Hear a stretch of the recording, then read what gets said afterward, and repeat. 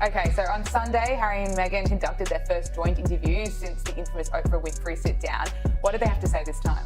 Right, well, Sunday was a big day in the Sussex household. First and foremost, it was Meghan's birthday.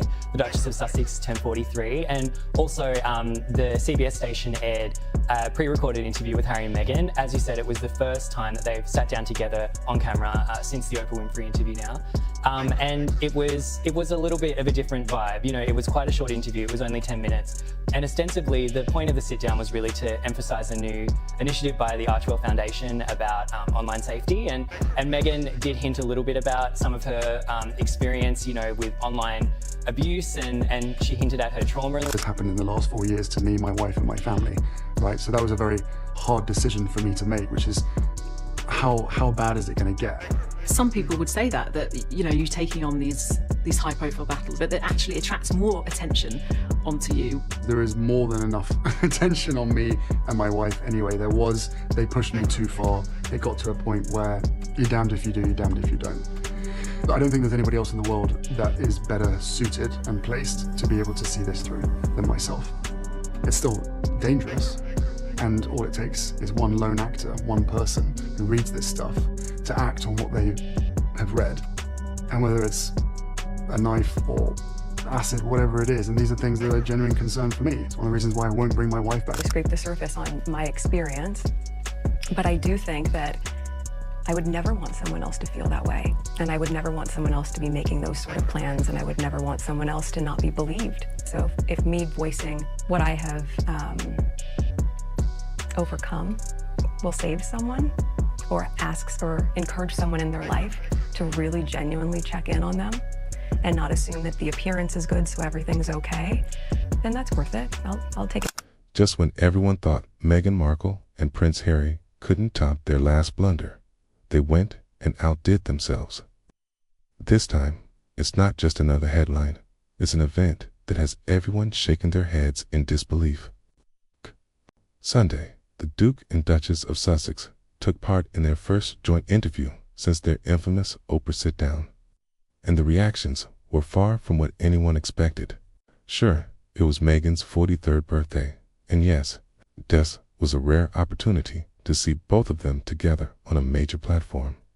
But what they said and what they didn't say has many questioning whether they've truly lost touch with what the public expects of them. The interview aired on CBS, and although it started off with good intentions, focusing on their Archwell Foundation's initiative on online safety, things quickly took a dramatic and uncomfortable turn. The couple, usually known for their openness, veered from the topic at hand and dove into a more personal discussion that had the audience cringing. Could they possibly redeem themselves with this new initiative? Or are they simply digging themselves deeper into a hole they can't escape from? Then, the couple's highly anticipated interview didn't end there. Just hours later, they attended a high-profile charity gala in New York City, an event that was designed to bring together global influencers, celebrities, and powerful figures to address and highlight important issues facing the world.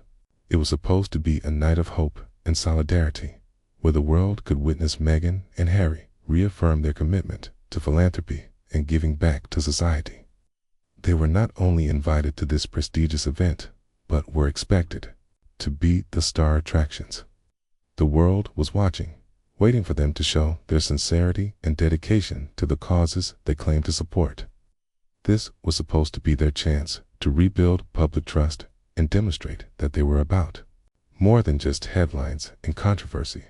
However, what followed next was not at all what anyone had expected. Instead of using the platform to speak about global change, Harry took the stage first and went into a rant about the media. What was supposed to be a moment of support and unity for a good cause quickly turned into yet another airing of his personal grievances with the press. His words, which should have been focused on global problems and the charity's work, became more about his ongoing battle with the media and the negative portrayal of his family. While it is well known that the couple has faced significant challenges with the press, the event they were attending was not about them. It was meant to be about the greater good. The uncomfortable silence that fell over the room made it clear that Harry's speech was taking the event in the wrong direction. But the tension didn't stop there. Meghan, standing beside Harry, nodded in agreement, reinforcing the points he was making. Instead of redirecting the conversation back to the event's purpose, Meghan added her own thoughts, further amplifying the discomfort in the room. What had been planned as a celebration of progress and change now felt like a moment of self-indulgence. The audience, expecting to hear about the causes Meghan and Harry supported, found themselves instead hearing about their personal challenges and grievances. Their words, once intended to advocate for global causes, began to ring hollow as the evening shifted focus to their own struggles. Rather than being a moment of connection, it had turned into a disjointed and uncomfortable spectacle where their personal narratives overshadowed everything else. The whole situation left attendees wondering, why wasn't this moment about philanthropy and change? As the couple made their exit from the stage, the backlash was swift. The reactions from both the attendees at the event and social media were immediate and blunt. Those who had come to see the couple contribute meaningfully to the cause felt disillusioned by the turn of events. One guest, Laura, an influential activist who had hoped to hear more about the charity's efforts, turned to her friend and said, "That wasn't what I signed up for, okay? We all want to make a difference here, not hear about their problems." Her words echoed what many others were likely thinking as the couple took to the stage, only to create an atmosphere that felt more like a rehearsed personal vent than a moment of unity. Social media lit up, and the reactions varied from confusion to outright frustration. One social media user tweeted, "How can Harry stand beside an injured soldier and give such a dull speech? How's this still happening?" Others took aim at Meghan, commenting on her constant smile, even as the crowd's discomfort was palpable. One sarcastic comment read, "Meghan keeps smiling as if she's on a red carpet while the whole room is squirming in their seats." This wasn't just another controversy. It felt like the latest chapter in an ongoing saga of missteps that have dogged the couple since they made the bold decision to step back from their royal duties. Behind closed doors, it wasn't just the public who were worried. Victoria, a longtime friend of Meghan, confided in a group of close friends, expressing her disappointment over the events of the night. "We've been trying to move past this," she said, her voice tinged with frustration. This was their chance to show the world they're serious, but instead, they chose to bring the same old baggage. Her words reflected what many others were thinking. This was another opportunity lost. As the public drama continued to play out, it became clear that this wasn't just an isolated incident. Harry and Meghan had managed to keep their personal grievances at the forefront of their public image, overshadowing any progress they had hoped to make. Meanwhile, Jonathan, a well-known PR strategist, weighed in on the couple's latest misstep. Having worked with several celebrities over the years, Jonathan understood the weight of public perception and the importance of timing. Meghan and Harry have the right intentions, but they lack an understanding of how they're perceived, he explained. The media is not always the enemy. If they want to rebuild trust, they need to separate their personal battles from their public image.